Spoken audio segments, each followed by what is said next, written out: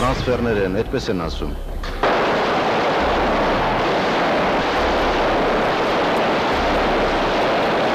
Նույն օրը Հայաստանի խորհրդարանում տեղի ունենում երրորդ հանրապետության ամենածանր հանցագործությունը նախկին դաշնակցական Նայիրի Հունանյանի գլխավորությամբ մի խումբ զինված մարդիկ մտնում են նիստերի դահլիճ եւ գնդակահարում ազգային ժողովի նախագահ Կարեն Դեմիրճյանին, վարչապետ Վազգեն Սարգսյանին, նախարար Լեոնարդ Պետրոսյանին եւ 5 պատգամավորի։ Հունանյանն իր արարքը բացատրում է այսպես. Պարությունը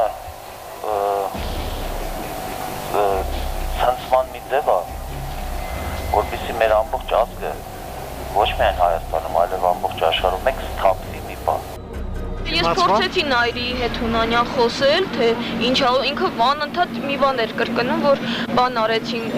կներեք ծծեցին է ժողովրդի արյունը, լափեցին, ես ասեցի ինչի Վազգեն Սարգսյանը Նայիրի, ինքը ասեց, որովհետև 5 տարիա չի թողում, որ այս ժողովուրդը ընտրություն ունենա, ասեցի իսկ ինչի հենց հիմա, այս ավտոմատը ցույց տալով, ասեց, որովհետև հենց նոր այս զենքը ճարեցին։ Միայն 5 ժամ հետո է նախագահի ապարատը հայտարարում, որ զոհվել են խորհրդարանի ղեկավարն ու վարչապետը։ Ահաբեկիչները հանդիպում են պահանջում Ռոբերտ Քոչարյանի հետ, գա նստի խոսենք։ Հայաստանի ժամանում ռուսական Ալֆա ջոկատը, դահլիճում պատանդներ կան։ Հենց ահաբեկչության ընթացքում Էժմիածնի մայրաթոռում տեղի է ունենում ամենայն հայոց կաթողիկոսի ընտրությունը, քվեարկողների մեջ են Վազգեն Սարգսյանի եղբայրը, Արարատի մարզպետ Հովիկ Աբրահամյանը, որը մեծ ուրախությամբ լուսանկարվում է դեռևս կաթողիկոս չդարձած Գարեգին arczepiskopos-ի հետ։ Վերջինիս մրցակիցը կաթողիկոսի տեղապան Ներսես Պոզապալյանն է, կաթողիկոս ընտրվելուց հետո Գարեգին Ներսիսյանի առաջին խոսքը հենց խորհրդարանում տեղի ունեցած ահաբեկչության մասին է։